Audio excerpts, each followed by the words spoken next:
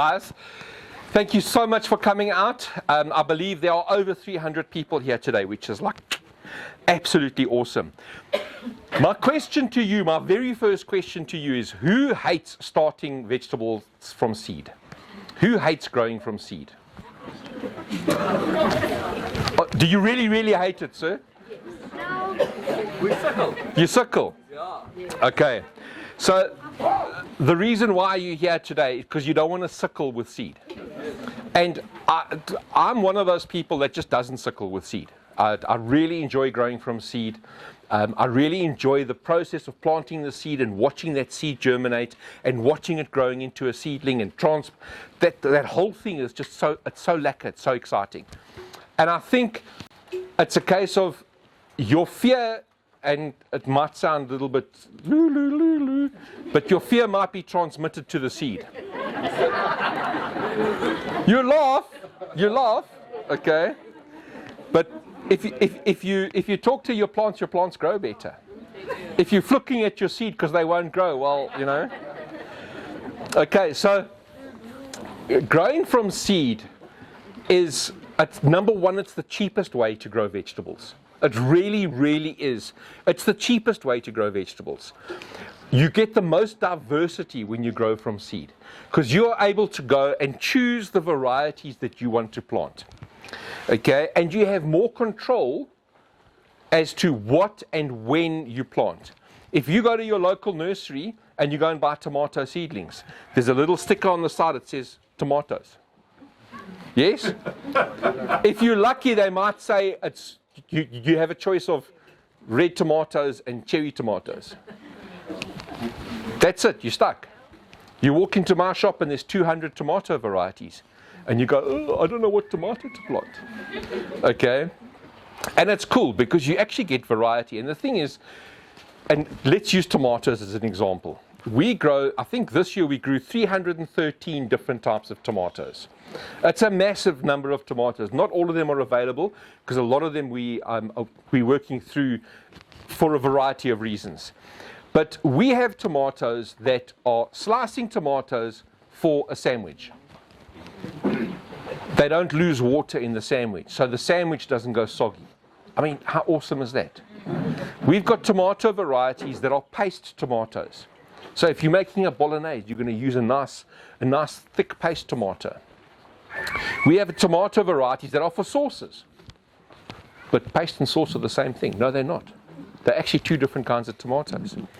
We've got tomatoes that are fresh eating. We've got tomatoes that are for cooking. We've got yellow tomatoes that are for fresh eating. Yellow tomatoes are for cooking. If you're cooking a chicken meal or a fish meal, you don't want a red tomato. You want a yellow tomato so it doesn't mess up the color of your dish.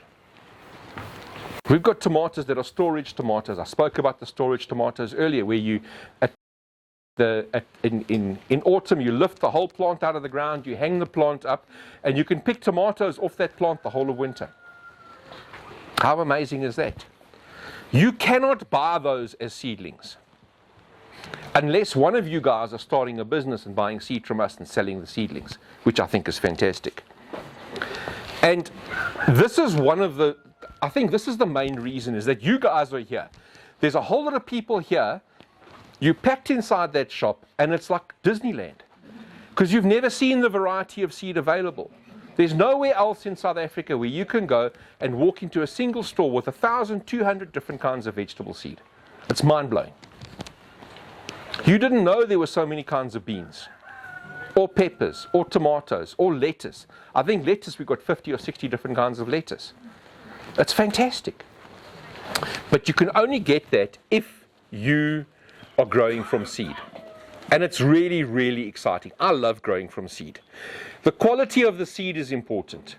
So the seed packet that you buy on the local nursery or the local hardware store, you're not 100% sure how old the seed is. And there's certain things, for example, like tomato seed. Tomato seed, you buy a packet of tomato seed, 10 years, 15 years, no problem, 100% germination. Tomato seed is awesome. Okay, we've got tomato seed that is 30 years old that we've germinated. There's a tomato variety called Opa Andries. Read the story about Opa Andries tomato. The tomato seed was abused for like 20 years. I'll tell you the story quickly. The family has a farm in the Free State. The old man died. He was very well known for his tomatoes. They took his belongings, which was a leichhuis, and they took the leichhuis and they put the leichhuis into one of these outside farm buildings. And you know what these outside farm buildings are like in the Free State. In summer it's 40 degrees, in winter it's minus 10 degrees. And the tomato seed survived inside there for 20 years. Gave the seed to us, we grew the seed out. So seed quality is important. You can get bad seed, absolutely. I'm biased, so I would recommend that you buy seed from a little company called Living Seeds. I don't know if you've heard about them. Where are they based? It's a very, very good company. Okay, cool. So there's rules when planting seed, and there's basic rules. If you follow these basic rules, half of your battle is solved. Half of the battle is solved. Rule number 1, if the part of the plant that you eat is above the ground, start it in some kind of seedling tray or seedling pot or something like that. If the part of the plant that you eat is below the ground, sow it directly inside the soil. Those are the 2 basic rules. Okay, it's very simple.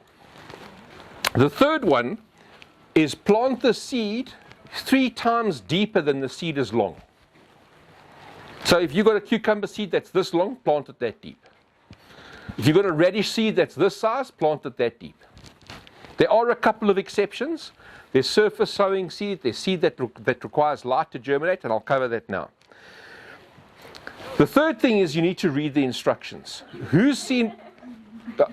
You laugh, ma'am. The number of customers that we have that don't read the instructions, okay, it amazes me, guys. We have spent a fortune of time on the info bars on the back of the seed packet. Who's got a seed packet here? Just pass me a seed packet, please, ma'am. Thank you. So this info bar on the back of the seed packet, this info bar tells you absolutely everything. Oh, can I have that as well, please? Thank you, ma'am. It tells you absolutely everything you need to know about this seed. And I'll run through it quickly. So at the top it says HL, which means it's an heirloom variety. It gets to 70 centimeters tall. It requires 22 degrees to germinate. There's a little hand with a seedling, which means transplant it. It says 1, which means that it's very easy to grow. There's a little gourmet dish over there, which tells you it's a gourmet variety. 120 days to maturity. These are all averages, though, okay? And then it's got a pot and a little bush, which, the first thing is that there's a lot number, which tells us when it was harvested, who produced the seed for us, did we produce the seed, what year it was. And then it's got a pot with a bush, so you can have it in a container or you can plant it directly, but it has a bush growth habit. 7 to 10 days at 22 degrees Celsius. So it needs 22 degrees to germinate, and it'll germinate in 7 to 10 days. It's a tender annual, which means it doesn't like frost. Inside this packet, there's 25 seeds. When we say 25, there's normally about 30 seeds. The spacing is 50-50, so 50 centimeters between the plants. And then this last code in the back corner over here, this code says F. And it's not because it failed, okay?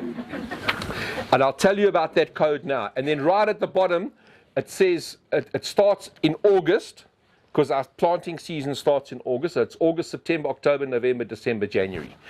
And a lot of people get confused, and I don't know if I should change it from January, February, March, because people understand that, or if I should just keep it from August. I don't know. Our year starts, so we're in our new year currently. So that's the way that I think. Every single order gets one of these. So our existing customers know what this info bar card is, and basically this is the magic decipher code for all of this information on the back over here.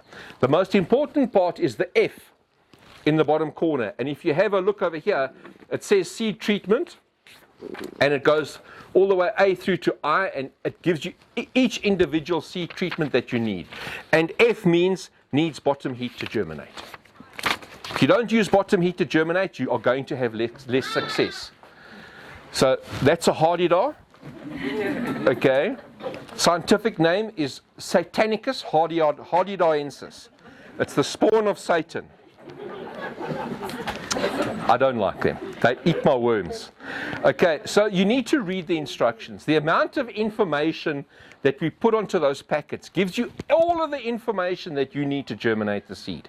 And if you do it correctly, you will have zero issues. And then the fifth rule is only buy from living seeds. Did I mention I was biased?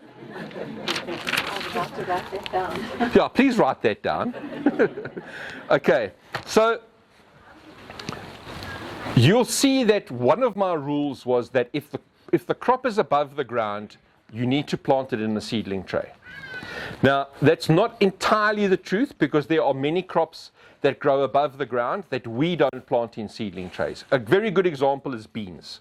We don't plant beans in seedling trays. The only time that we plant beans in seedling trays is when somebody gives us 3 or 4 beans and it's a special variety, and then what we do is we'll start them in seedling trays, and then we'll look after them and baby them and move them out once they're ready. But beans actually don't like to be transplanted. Things like sunflowers and corn and garlic and onions are above the ground. We actually plant them directly. But the majority of the stuff, pumpkins, cucumbers, everything that people have been taught to plant directly inside the soil. So people go, plant your pumpkins, plant 3 seeds at a time. One for the worms, one for the birds, and one for you. Who's heard that before? A couple of people have heard that before. I don't like that. Why must the birds get one and the birds get one? Okay, I want 3 for myself, thank you very much. The seed cost me money. And the way that you get 3 for yourself is you start them in some kind of seedling starter. I'm going to go through a couple of options that we really enjoy over here, but that's a little bit later. So your crops that grow above the ground in soil, cut your expectations by 50%. So if you think a good germination is 75%, okay, or 70%, let's use a round figure because then I can maths easier. If you use 70% as your germination rate, you plant 10 seeds, you're expecting 7 seedlings. That's if you're growing it in some kind of seed starting method. If you're doing it inside the soil, 50%. So 3.5 plants, if you're lucky. Okay, that's what your expectation should be. Also, what happens is if you go and buy seeds in color packets inside the nursery, they have 100 tomato seeds, 150 tomato seeds in a packet, and you just go like this and you go, and you get six plants, and you go, oh, check out my tomato plants, but you've planted 40, 50 seeds. Am I right? Yeah, that's what happens. Living seeds, unfortunately, we don't supply 150 seeds in a packet. We only supply 25 seeds in a packet. But then you get 200 varieties that you can choose from. So you need to baby those seeds. Okay, and the minute that you baby the seeds, your cost per seedling actually plummets. Because you're going to get more seedlings for your packet of seeds. You buy a packet of 25 tomato seeds over here, you plant 5 seeds, you're going to get minimum 4 plants. If you do that with 3 varieties, all of a sudden, okay, you got 15 tomato plants, or close to 15 tomato plants. Who's tried to harvest all of the tomatoes or 15 tomato plants for your house? Who's managed? Hey? It gets a bit busy, hey? Kitchen counters are full of tomatoes. So, and we're going to teach you how to do that today. Okay. So if you're planting your seeds directly in the soil, where we say transplant them, expect a 50% less germination rate. That's the way it's going to be. And this is a universal problem. It doesn't matter whose seed you're actually using. And you know what? All of the seed companies out there take a lot of effort in the quality of their seed. Okay, we just take the best effort. But the problem that you have is that you'll plant your seeds inside the soil, and it takes anywhere between 5 and 21 days for those seeds to actually emerge out of the soil. The biggest issue that you have is that little seed, the minute it germinates, the root that comes out of that seedling, or that little, it's not even a seedling yet, the root that comes out of that seed, that tiny first root, is called a radicle.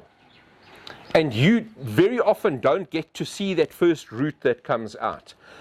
And if you sow the seeds inside your garden and you water them nicely, and for the first 5 days you're watering, and every evening or every morning you go out and water just before work, the one morning the cat cotched on the carpet and the baby was sick and whatever, and your day is just a mess, and you run out of the door and you don't water those seeds. You day 5, day 6, that little root is just emerging out of the seed, and it needs moisture. And if you do not water that seedling, if the top layer of soil dries out, and that dries out very quickly, the top layer of soil dries out, the seed dies. And if the seed dies, you know whose fault it is? It's the seed company, because he sold you junk seed. And it doesn't matter which seed company you're talking about. That little seed, if it dries out, the seed dies, and you can never rehydrate the radicle. There isn't a spare radicle like a backup parachute for the seed. If the seed dies, the seed dies. Cool. So the only stuff that we sow direct is beans, corn, sunflowers, all of our root crops, our garlic, things like that. Otherwise, everything that we grow, we actually grow inside this tunnel in seedling trays. And we will produce tens of thousands of seedlings every single year. And it runs through a cycle. I explained the cycle earlier, and I'll explain it now. I'll explain it again. We transplant everything. And the reason why we transplant everything is that we can determine when we want to transplant. So we normally transplant from around the 15th to the 20th of September. It's sort of around there we start looking at the weather. I have a satellite, a Norwegian satellite that I actually tap into. It's called EUMETSAT. EUMETSAT. European Union Meteorological Satellite, EUMETSAT. And I look at their Southern Hemisphere satellite, and you can see the cold fronts coming off South America and moving across the Atlantic Ocean. And I will watch that religiously for the week before we transplant. And the minute I see something, there's a big white cloud coming and it doesn't look like fun. Okay, I say to my guys, hang on a second, we're not going to transplant. If you planted the seedling in the ground, if you planted the seed directly inside the soil, you don't have an option. The seed, it's there, it's growing. Your best option is to take a big handful of sawdust or shavings or something, dump it over the seedling to try and protect it from the frost. But if it's a really, really bad frost, plant again. If it's in a seedling pot, you keep it indoors. Cool. If done right, transplants are faster, more successful, you have a higher germination rate, and it's flexible and controllable. And I've covered all of those now, okay, or I have covered all of them for you. So our job is to give you the shortest path to success with seed, okay, and this is what we're going to run through now. So the very first thing that I want to talk about,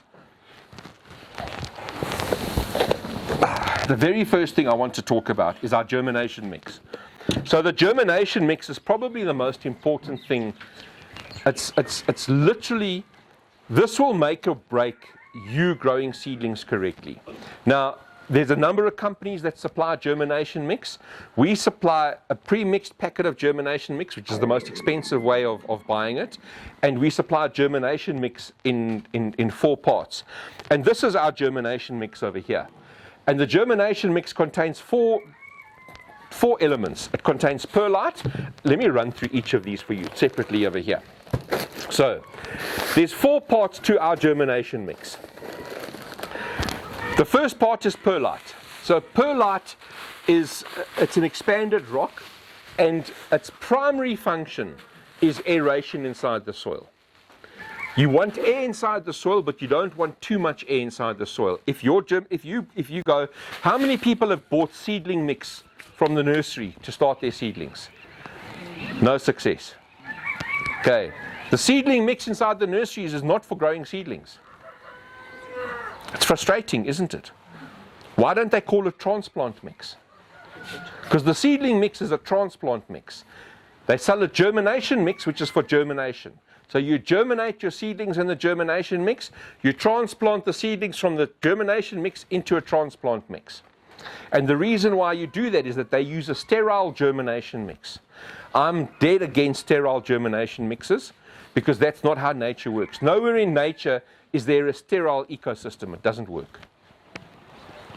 Your seed wants living organisms inside the soil. It's what it benefits from. So you want a germination mix that's not sterile. The commercial germination mixes are sterile germination mixes. They repackage, they have a line of germination mix that goes into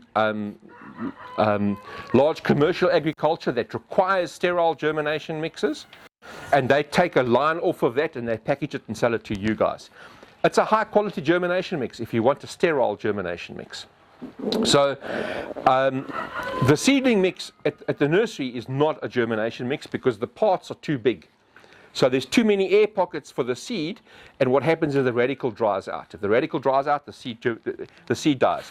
So what the perlite does is it provides aeration inside the soil. Its primary function is aeration. It does hold a little bit of water. The cocoa peat provides structure. So this cocoa peat block or cocoa coir block is a mix of fibers and coconut husks. And what it does is it provides structure, but it also holds water as well, and it holds nutrients. The vermiculite, its primary function is to hold water. And finally, Fertilis earthworm castings. This is the food and the hojas for your germination mix. This is packed full of bacteria. It's packed full of food for your seedling. And this is the reason why we don't need to transplant our seedlings. We don't need to transplant our seedlings because we provide food for the seedlings inside the germination mix. And these four things make this germination mix over here. And this is what we start our seedlings with. So it's important that you use the correct germination mix for your seedlings. If you're not using the correct germination mix, what happens is it doesn't hold water. So if there's an oopsie and you can't get to your seedlings in the morning, it holds enough water for the seedlings for the evening. But that is also dependent on the size of your seed starting method. Cool. Then there's germination aids. And there's multiple germination aids depending on what you are growing. Different things need different germination aids. And you can use them interchangeably. Sometimes you don't have to use them. So on cucumbers and pumpkins, you don't have to use a heating pad. If you use a heating pad, you cut 3 days off the germination. I'm happy with that. Okay, so the first germination aid is the info bar that I showed you guys now. That info bar it's the foundation of your understanding of what that seed needs to germinate. Soaking seeds in water is a germination aid. Certain seeds need to be soaked in water. Certain seed needs to be put into the fridge. So a very good example. Who has incredibly bad luck with lettuce seed?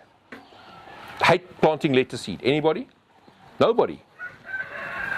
There we go. Take your lettuce seed, the lettuce seed that you're struggling with right now, go put it in the freezer for a week, try it again, and plant it very, very shallowly. Chances are you'll have success like you can't believe. We had a gentleman a couple of weeks back sent me a list of our germination percentages, and he had the same variety of lettuce that he tried to germinate 1 week, and 3 weeks later he had 0% germination, then he had 80% germination. And when I change anything, and I know you think you're doing the same thing each time, but sometimes you do something slightly differently. So soaking in water, putting it into the freezer, putting it into boiling water, allowing it to cool down overnight. Using peroxide. Who's used peroxide before? Extra oxygen molecule, which is why people think it increases the oxygen inside the soil. It doesn't do that. The first thing it does is it sterilizes the seed, which is really cool. The most important thing it does is when you are hydrating a seed, that the seed taking the water into the seed, that process is called imbibition. So imbibe, It's imbibition. It's taking water into the seed, and the seed starts to swell. The minute that the seed starts to swell, what happens is inside the cell of the seed, there's organelles that start to wake up. So you've got plastids, and you've got nucleuses, and you have mitochondria, and you have Golgi apparatus, and there's a whole variety of organelles inside the cell. And each of these have to wake up and start producing things. So it produces lipids and it produces proteins, and all of these things need to wake up, and they need to work in conjunction with each other. And that method of working in conjunction with each other is called cellular crosstalk. Take a guess what the cell uses for cellular crosstalk. Peroxide. Peroxide is the chemical that the cell uses for cellular crosstalk. It's MTN. Sorry? It's MTN. It's MTN for the cell, correct. The problem is that if your peroxide is too strong, you actually kill the seed. Okay, so all of these things working together uses peroxide. So you using peroxide to start your seed, what happens is you reduce a process that the seed needs to produce to start actually functioning. You're giving it what it needs. So it doesn't, and unfortunately, if your nucleus doesn't send the information to the plastids or to the endoplasmic reticulum or whatever, okay, what happens is the seed just dies, because it doesn't get there, and that's what the peroxide does. Cool. So yeah, peroxide. You got chicken poo. Has anybody used chicken poo to germinate seeds? Anybody? There we go. 10 out of 10. Well done. Okay. So when we try to germinate wild chilies, we don't sell wild chilies because they are just incredibly hard to germinate. We sell very few wild chilies, let's put it that way. We use chicken poo, so we soak the chicken seed in chicken poo, and what the chicken poo does is it stimulates the seed going through a chicken's gut. Ah, smart, eh? Heating pads. So, heating pads are a fantastic aid, especially this time of the year. If you want to get seedlings going, put them onto a heating pad, your life is golden. Some seeds require light to germinate. Other seeds require dark to germinate. The people that are really struggling with cabbage seed and kale seed and mustards, you shouldn't struggle. Are you struggling with them, ma'am? Okay, don't worry. I just saw you go like this. The people that are struggling with those varieties, put the seed in the dark. Brassicas love to germinate in the dark. There's certain seed that requires light to germinate. So a lot of the herb seeds, they should be just surface sown on top of the germination mix, and then you put a dome over the top, just to keep the humidity in. Cool. So you need to understand what the seed requires, and each seed is slightly different. Jenna, can you please bring me the three trays? Where can we get all this different information from? From your website? All of the information is on the back of the seed packet. That little info bar, all the information is on there. Okay, so the people that rave about seedlings, show me your hands. You love seedlings, you love buying seedlings. I'm not going to poke fun at you, I actually want to ask a question, serious question. You love buying seedlings, you only plant from seedlings. Okay, let's poke fun at them. Who's bought a tray of whatever seedlings and you've planted the seedlings out and a third of them die? Yeah. Biggest problem. It's frustrating, hey? Do you know why they die? Damaged roots, 100%. It's called transplant shock. So there's two types of transplant shock. There's transplant shock from ripping the seedling out of the seedling tray. So when you rip the seedling out of the seedling tray, you can hear the tearing sound. You've all heard the tearing sound. That tearing sound is, what you are doing is you're destroying all of the root hairs on the outside of that seed ball, and those root hairs that are being destroyed puts the plant into shock. The next thing that happens is you transplant the seedling into soil that's either too hot or it's too cold. And that's another thing, and the plant goes, what did you do to me? Why? Now, should I survive? Am I going to tease you for the next 2 weeks? You know, maybe look like I'm going to survive and then I'm just going to die on you. Yes, that's what happens.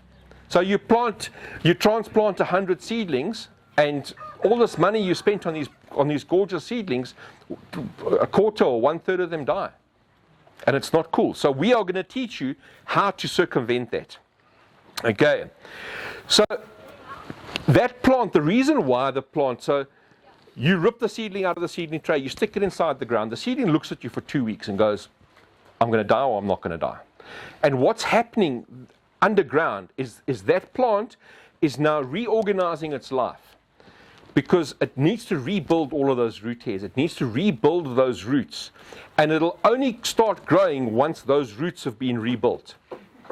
If there's environmental stress, so if, for example, you have a dry spell in your garden for some reason, or you have an overly wet spell, you have rain. I mean, the last 2 years we've had amazing rain. Okay, but that rain wreaks havoc on transplants, because all of a sudden the plant actually needs a fair amount of oxygen, but the rain is just coming day after day. And the plant just goes, sorry, try again, get some more seedlings. Okay, and it's only then that the plant starts to regrow. And he's going to bump it. No, he's not.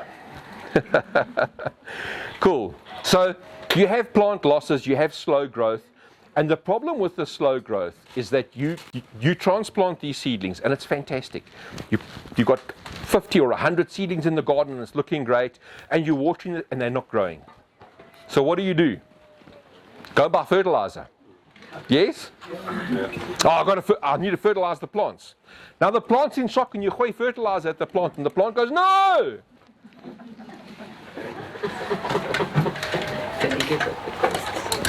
We've all done it. I know I've done it. Okay, but it's the struggling plants that make you do bad decisions. My English is failing me. It's the struggling plants that encourage you to make bad decisions, because you've invested this money in all of these expensive seedlings and they're not doing what you expected them to do. So you go and buy something to try and fix the problem, and you're just compounding the problem, which is not what you want to do. There's a video on our YouTube channel. Who's seen the video called Transplanting is Bad? Okay, so it's a video that we did here, and it's clickbait. I know it's a clickbait title, but that's how YouTube works. Because we do a lot of transplanting. Okay, I love transplanting if it's done correctly. But the Transplanting Bad video, what we did was we took 3 common transplant methods, and it's none of the. It's not either of the 2 that I'm going to show you today. It's the Jiffy pots. So we use the Jiffy pots. We use the Jiffy strips, which is the long version. So we use these Jiffy pots. We use the long Jiffy strip, and we did a transplant from a seedling tray. So we just did those 3. And the transplant from the seedling tray, of the 6 transplants, 1 died, and they were 50% the size of the transplants out of the pots over here. It just shows, and we show you, I think it was a 2-month video, and we show you every couple of weeks what happens with the plants. And it's very, very instructive to actually see the difference in the growth in the plants as to how they were transplanted. And they were transplanted all into the same bed, they were looked after the same, they were fertilized, watered the same.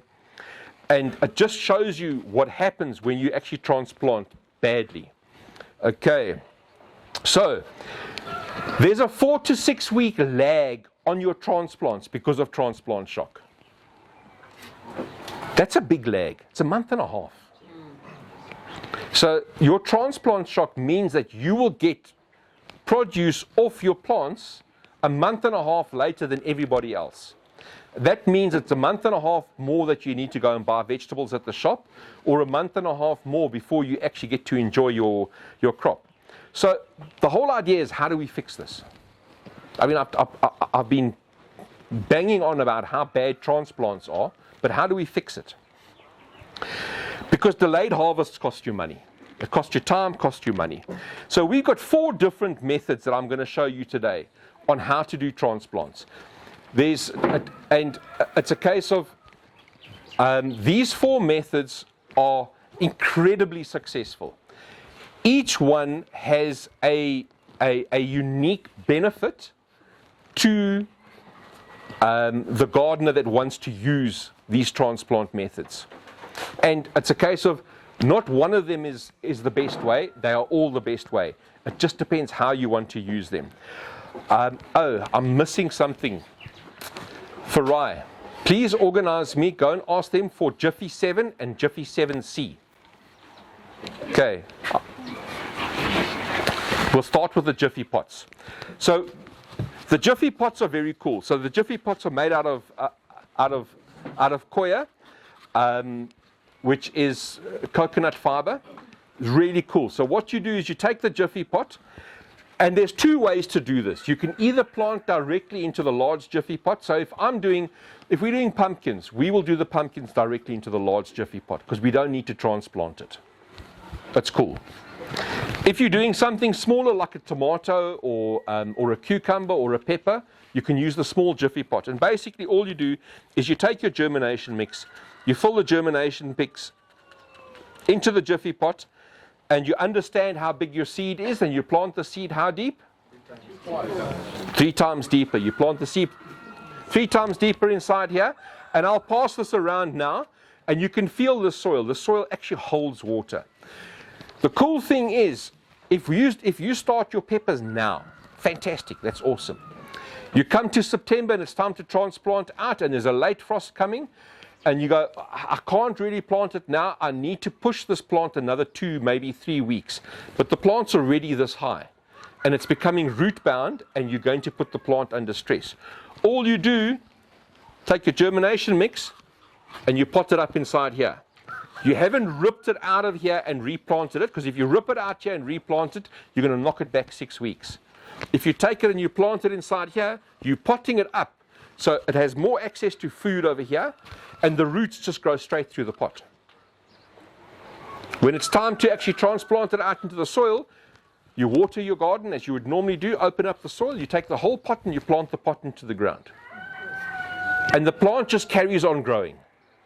0 transplant shock. Isn't that fantastic? Okay? Really very cool. Okay. And well, we're not going to resell that one. I said I was going to hand it around. Hey. So guys, feel free, stick your fingers inside, feel what it feels like. It'll make your fingers nice and dirty. What are the ratios of mixing that? You put all of them there. Okay, so the ratio of mixing this. So what you do is you take all 4 of these, you take 9 liters of water, and you soak this in 9 liters of water. And there's a spider. You soak this in 9 liters of water, and then you add the other 4 things together. And it'll give you about 20 liters of germination mix. So, I can't hear? Sorry, sir? You're going to add another 4 things. 3 things. 3. Yeah, so it's these 3. So it's this with 9 liters. Sorry, sir? 2 bags of the race. No. Sorry, let me take these 3 out of the way. Is that better, guys? Okay. So it's just these 4 items over here. Now, when you put the 2 bag with the race, weight is what? Full bag. The full bag, yes. So all 4 of these, if you take all 4 of these and mix them together with 9 liters of water, you're good to go. My advice is mix this with 9 liters of water first. Okay, and I need 2 glasses, half filled with water. Who does hydroponics here, or aquaponics? Hydroponics and aquaponics. Okay, guys, are you guys familiar with the Jiffy plugs? Do you know the difference between a Jiffy 7 and a Jiffy 7C? Which ones do you use? Do you use the thin ones or the fat ones? The fat ones. Which ones do you use? Thin ones or the fat ones? Fat ones. Fantastic. So you have Jiffy 7s, which is the small hard puck like this, and you have the 7C, which is the fat squishy one. The difference is the Jiffy 7C, the C stands for koya. It's 100% koya. which means there's no food inside here. The Jiffy 7s, it's peat, coir and fertilizer, all organic, and the peat comes from sustainable sources. I really like these, I really like these. And the reason why I like them is that if we need to start a couple of seedlings, like really quickly. So let's say, thank you, Farai. Okay, so this is the Jiffy 7. It takes a little bit longer to expand. That's the 7C. Normally what we do is we actually use warm water, and it expands very, very quickly. But you'll see the 7C expands really quickly. So the reason why I like these, we don't use the 7Cs because we don't use aquaponics or hydroponics. We keep them because we have customers that run aquaponics and hydroponic setups. We will use the 7Cs. And the nice thing is, with the 7C, somebody gives us tomato seeds, and all of our tomato seedlings have been planted. We don't have any germination mix made up. I don't have trays available or space available for it. If I get given 10 seeds, I take 10 of these, I hydrate them, and I plant the seeds directly into the 7Cs, into the 7s. Put them onto a heating pad and off you go. That is where we use them. I know there's a lot of customers that only grow in Jiffy 7s or 7Cs. So here's the 7C, and you can see how it's swelled up already. We got different sizes of these. There's a hole in the top, so you just make a hole, you stick your seed inside, you put them onto a heating pad. What I like to do, if we're running them, we use these trays. So you line them up inside the tray. You water through the black tray like this, put them onto a heating pad, and then this is your humidity dome. And it keeps the humidity in. When we're doing herb seed, this is the setup that we use for our herb seed. We use the humidity dome because you're surface sowing the herb seed and you want to keep that seed moist. If you surface sowing and it dries out, the seed dies. If you have a humidity dome over it, what happens is the humidity's inside here, the surface never dries out, which is fantastic. Cool. Any questions on the 7s? Yes. So then when you plant it into the 7 or the 7Cs, do you then plant that directly into the... Yeah, so basically what you do is your seedling would grow inside here. So depending on the crop, this we would use for probably tomatoes or peppers. So we'd start it inside here, and if we need to transplant it into a larger pot, you can take a larger pot, you can take this and put it into a larger pot, or an even larger pot, like one of these over here. Okay? And you can pot it up. Or you can plant it directly inside the soil. It depends on the season. With the 7Cs, this is the 7Cs. With the 7Cs, we would not normally grow soil-grown seedlings in the 7C. Okay? We would use the Jiffy 7s, but it's taking forever to hydrate because there's no warm water. For this, for the 7C, you'd be putting into a net pot inside your hydroponic or aquaponic setup. Cool. Yes, sir. Do you need to buffer your cocoa, or does that... No,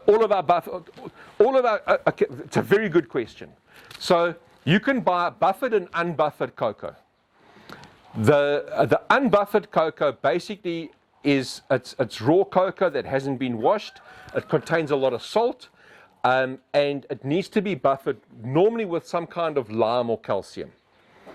And the expense that you need to go to source the chemicals, wash it out, buffer it, it's not worth it. Any coir product that we sell, whether it's a Jiffy product, whether it's a coir block this size, all the 5 kilos, it is all buffered. The work has been done. I think there's like a 3 Rand difference. For the work, I'll pay 3 Rand. Not interested. Yes, ma'am. I'll be with you now, young man. So if I don't do hydroponics, then which of the 7? The Jiffy 7s. The 7. Yeah.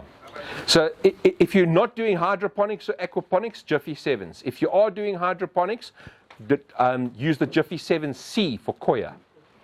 And I don't understand, why wouldn't you need the food in the hydroponics? Because the food comes in the water. Oh, okay. Okay, young man, yes. How did it swell up like this? How did it swell up like this? Soaked up water. It soaked up water. Here, come take it. It just soaked up water. So it's fibers that soak up water, and as it soaks up water, it just swells up. You can pass it around. Yeah, it's like one of those ducks in the bath.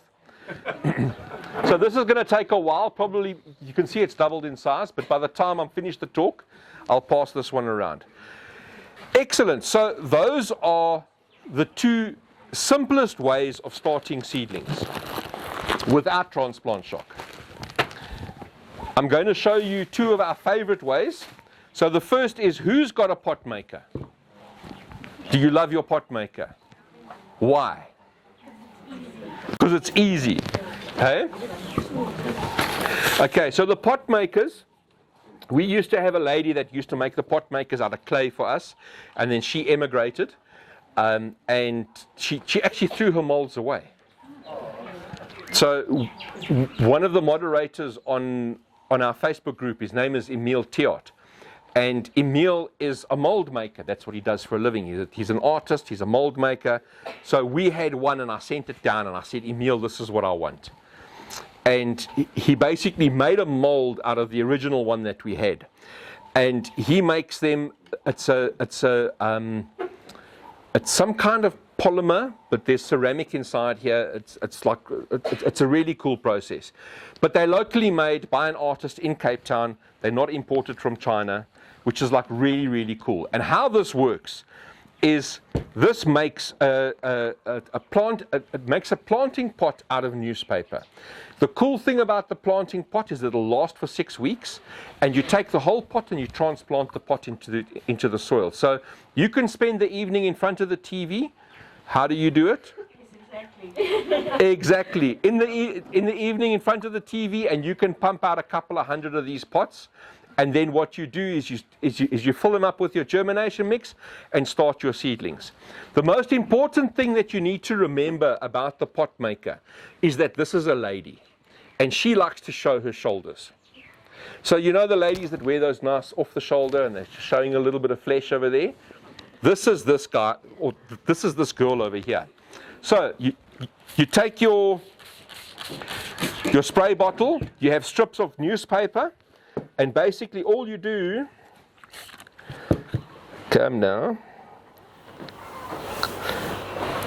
is you just want to see the shoulder at the top, and you roll up your seedling pot. So you can see her shoulder there, yes? Okay. Give it a bit of a spritz, like that. You fold the bottom over. If she doesn't have a shoulder, what happens is this bottom actually opens up. You have a base, you turn the base like that, and there's your planting pot. Done. How cheap is this planting pot? Hey? You can make thousands for next to nothing.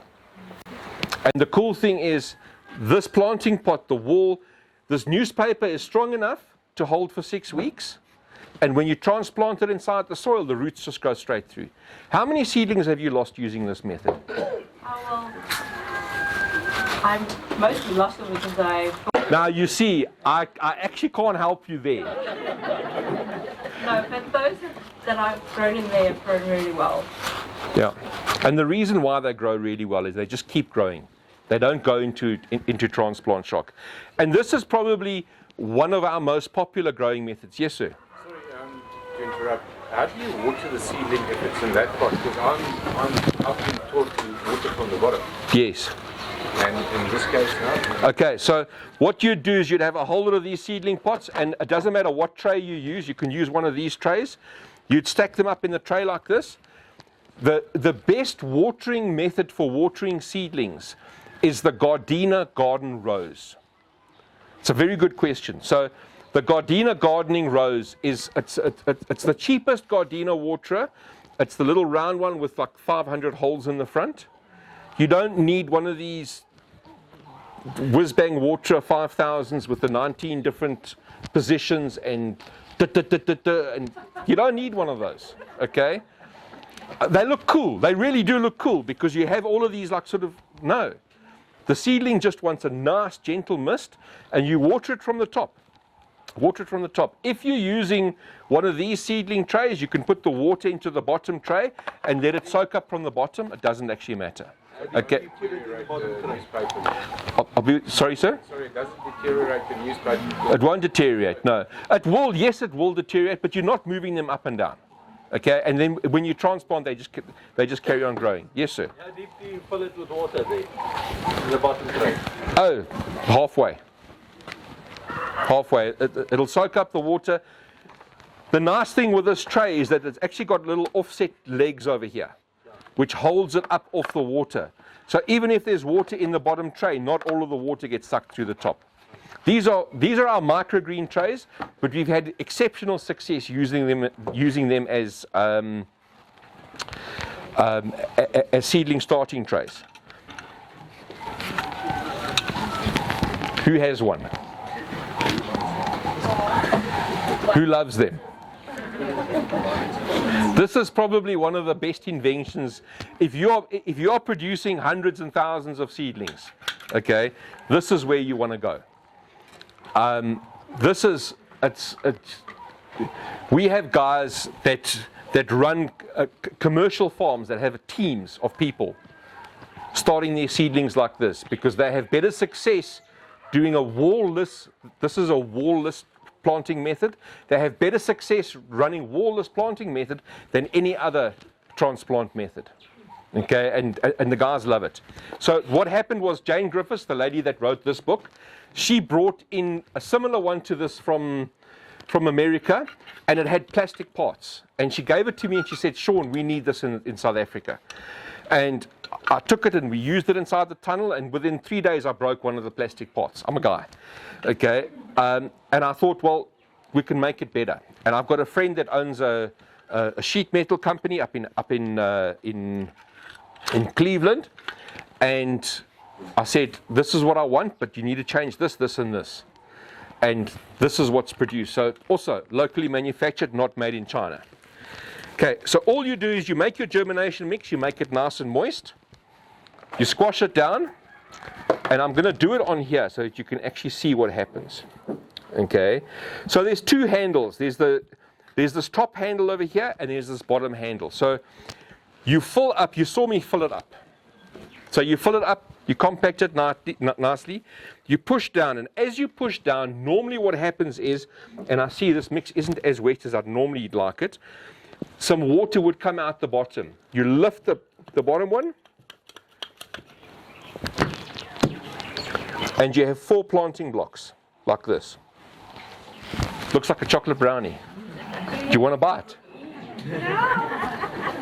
Okay, so you can see that there's fibers sticking out of here, and these fibers is the coir. It's the coir fibers that are holding this together. If you're not using coir, it's not going to work. Now what this does is it makes a wall-less planting block. What happens is you plant your seed inside here, and the cool thing is this doesn't need to be watered. If it's not in the sun, it doesn't need to be watered for at least 3 days. How awesome is that? Okay, it's watered exactly the same with the Gardenia rose from the top, and you just need to sprinkle water on it. You'll see it sucks the water up immediately. If this hole is too deep, so I said to you, plant 3 times deeper than the seed is long, but you have a tiny little seed. All you do is you take some germination mix, you make the hole shallower. Plant your seed, and then cover the seed like that. If you're surface sowing the seed, you just fill it up like that, you surface sow the seed. If you're surface sowing, then you need to use some kind of humidity dome to keep the top moist. All right, so how this works, everyone's going, but it's going to fall apart. Okay? Doesn't fall apart. The guys that have used this know it doesn't fall apart. As long as you're using the coir, it doesn't fall apart. What happens is there's a process called air pruning. The seed germinates, the seed puts roots out, and it sends roots throughout this block, and this block is full of food. The root approaches the side of the block, and it turns itself back in. The minute you take this block and you put the block inside the soil, the roots go, oh, hello, and they carry on growing. Zero transplant shock. And the roots will obviously keep it together as well. And the roots help to keep this, yes. So the guys that have used this can attest, okay, this block is firm. This block is firm. You actually can't break the block up. And ideally, you will not disturb the roots in this block. Okay, you take it as is and you transplant it as is. The roots will find their own way out. Yes, ma'am. So you do not, that coir was not your original mix. It is. For the germination. So it is. That's something you add then. No. The coir is in the original mix. Is it in there? Yes. This is the coir block. So that's a different name for the cocoa bean. Yeah, cocoa peat, coir, it's, sorry, ma'am, well caught. So, we're trying to standardize the name because the big blocks are called coir blocks and these small blocks are called cocoa peat blocks. Okay, so we're removing the peat off the name, so it's going to be a cocoa coir block or a coir cocoa block. I don't know what we're going to call it, but it's the same thing. This is your coir, and coir is coconut fiber. Cool, nice catch, ma'am. Thank you very much. Throwing new words around them. Yeah, no, it's cool. Guys, are there any questions about starting seedlings? Yes, ma'am.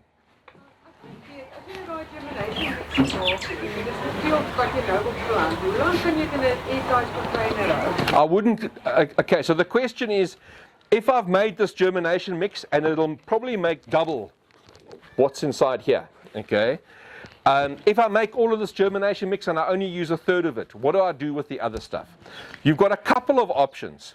The first option is I wouldn't put it into an airtight container, I'd allow it to dry out. Allow it to dry out naturally. When you want to use it, rehydrate it again. Not a problem. Don't keep it in an airtight container because this is actually a living soil. So if you allow it to dry out slowly, all of the bacteria inside here will actually naturally go dormant. If it's in an airtight container, it's going to turn this entire thing anaerobic, and that's just not cool. So that's your first option. The second option is you can go with a saw and you can cut this block in half and do 50% of each, but then you're only using 4.5 liters. Okay, the third option is the most expensive option, is we sell microgreen blocks. I don't know what the name of the microgreen blocks is, but we sell microgreen blocks inside the shop. Okay, 16 of those microgreen blocks makes one of these. So you can go and take 1/16 and you just need to divide this up yourself. So those are the three options. Did I answer your question, ma'am? Fantastic, thank you. Any other? Yes, ma'am. When you make the pots with the newspaper, Yes. the ink on the newspaper, no. Okay, so the ink on the newspaper, so everybody's worried. Nice question. The ink on the newspaper contains lead, and it's dangerous for you and all of those things. No more. All ink, yeah, a long time ago. All ink now is vegetable-based ink. Okay, no issues for your plants. Yes, ma'am. Do you have larger seed trays than the microgreen? No, we don't have a larger seed tray than the microgreen tray. We've had a look at it, but there's multiple people out there with larger seed trays. I have seen larger domes. Yeah, I have seen larger domes. It's just to get a mold made. To make this, it's just incredibly expensive, and we're not going to go for a larger mold. How many of those blocks fit into one of those? So you can fit 12 of these blocks. So you can fit 12 of these blocks in here. 3, 4, okay. Like that. Okay, you just need to leave a little bit of a space, like that, so that it air prunes. Okay, I saw another hand. Any other questions, guys? Okay, who's going to start seedlings for the first time this year? Yes, ma'am. Yes, ma'am. Oh, you're going to start seedlings. I thought you were asking a question. I'm sorry. How do you stop? Tell me about watering. How? So, just ask that question again. Oh, sorry. Watering. How do you prevent root rots, like overwatering? Okay, so the question is, when you're bottom watering, how do you prevent root rot? You actually allow the seedling to dry out on the bottom. Okay, but it mustn't dry out. So this is one of the things that you'll learn, is that you can allow your seedlings to dry out slightly, but don't have them constantly wet. So even the seedlings inside our tunnel, if it's really, really hot, they get watered twice a day. Otherwise, they get watered once a day in the morning, and then they actually go through the whole day, and they get a little bit of water stress. So it's one of those things, it's like exercise. When you exercise, you're putting your body under stress. I mean, I've got a fantastic body over here. When you exercise, you put your body under stress, but what it does is it actually helps your body to withstand additional stresses. With soil-grown plants, and especially if you're starting plants in seedling trays, a little bit of water stress is actually a very good thing. And the guys that are doing aquaponics and hydroponics, their biggest problem is that their plants are never under water stress. So when they take produce off the plants, that produce does not last as long on the shelf as soil-grown plants, because the cell walls don't have that structural integrity that comes from water stress. And it's not just water stress, it's environmental stress, it's heat stress, it's something called aerial lobation, where the wind is blowing the plant. That is actually stress on the plant. And all of that builds strength inside the plant, it builds strength inside the fruit. So a little bit of water stress is a good thing. So don't overwater the plants. Excellent. Yes, young man. You got full of questions today. It's so good to see a young gardener full of questions. That one over there, Oh, is it swelling? Check at that, hey? Come.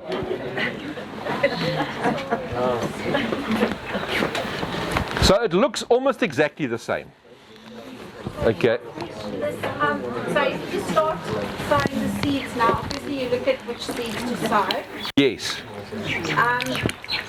So you do not cover it. How do you know when to cover have a dove? So you said if it's surface. If you're surface sowing. Otherwise you just leave it open. Don't tell my wife I'm doing this.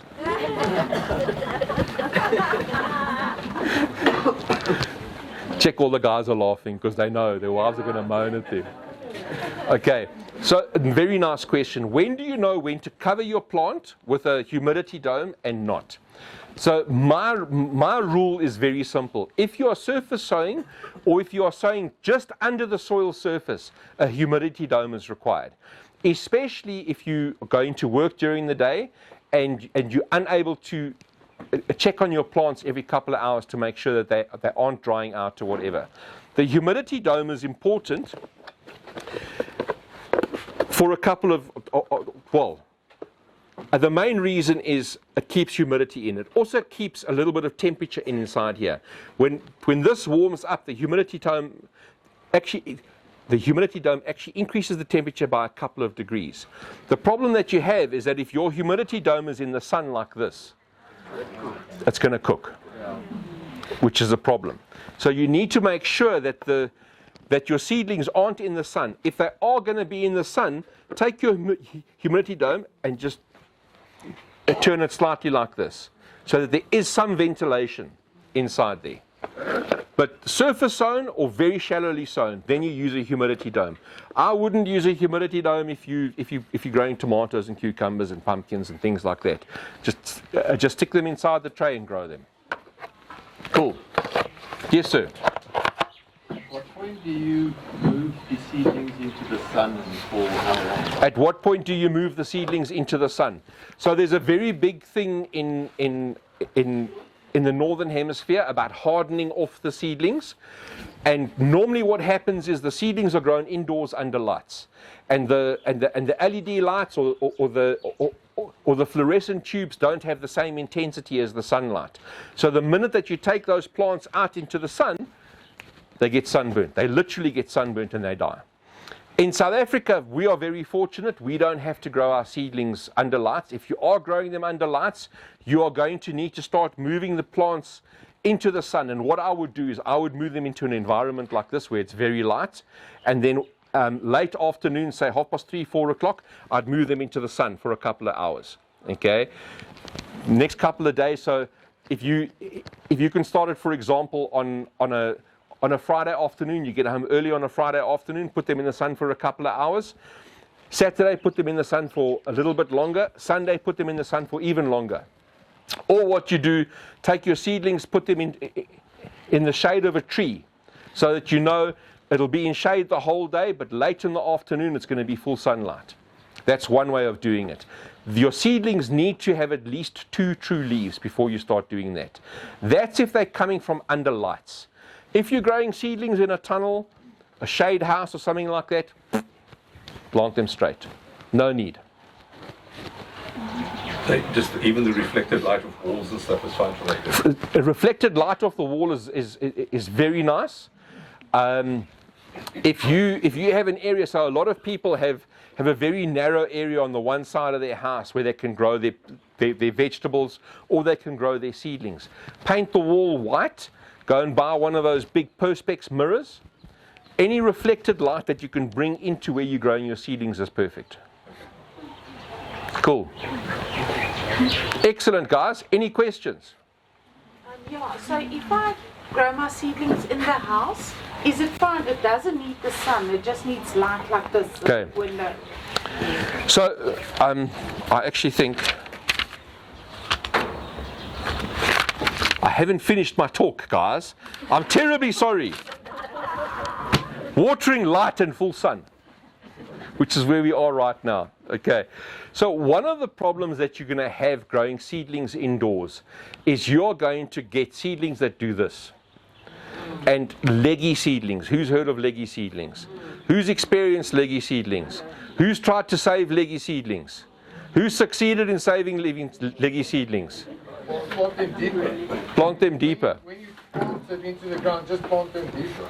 Okay, now I'm talking about the leggy seedlings where they don't even have 2 true leaves yet. Oh, no. Okay, so leggy seedlings, if you plant seedlings and you have these very, very long, thin seedlings and they just keep falling over and dying, those are called leggy seedlings.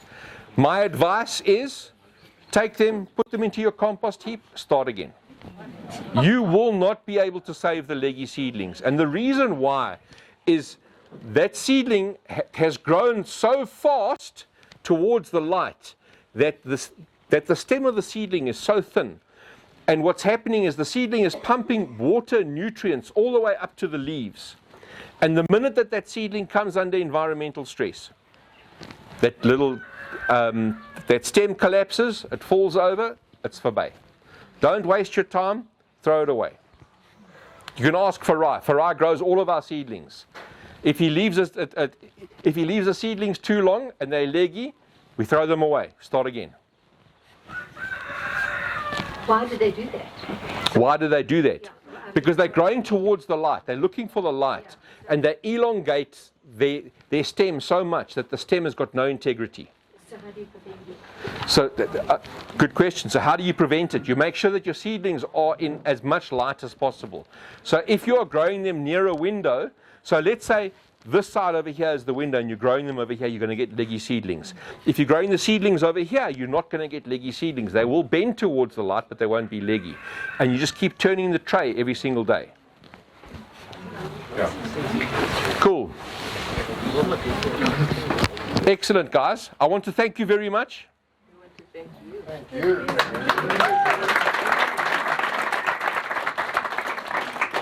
I really enjoy these days. I really enjoy teaching people. I really enjoy answering questions.